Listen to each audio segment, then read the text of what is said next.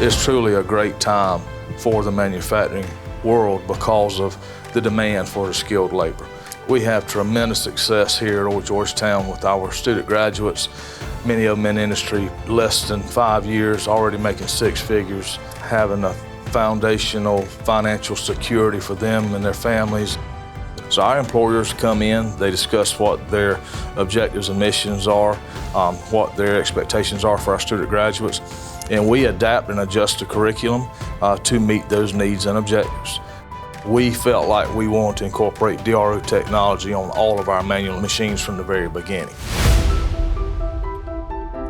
The program actually takes you from the foundational skills all the way through completion of programming CNC. A lot of schools are teaching CNC only, and here we feel like you need them foundational skills so that if something goes wrong with the program, you know how to adjust it.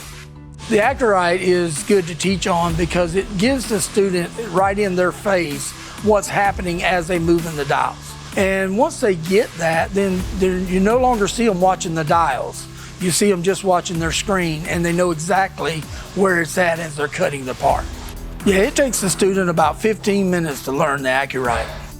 Our partnership with ACU-RITE developed as we got into building these advanced manufacturing centers. ACU-RITE is an industry standard.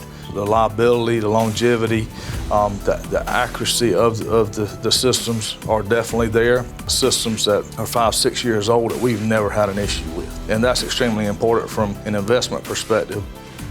Students come in with a purpose and they have an interest of working with their hands, and they're wanting to go into a manufacturing environment and utilize the skills that they feel like they bring to the table in a creative manner. The goals at Horry Georgetown are simple: to set the standard in technical skills training. And I'm sure the goal at any company like ACU-RITE or any other major machine manufacturing company would be very much the same. We have got to do something to bring more students into these programs for the manufacturing arena to stay viable and stay successful in America.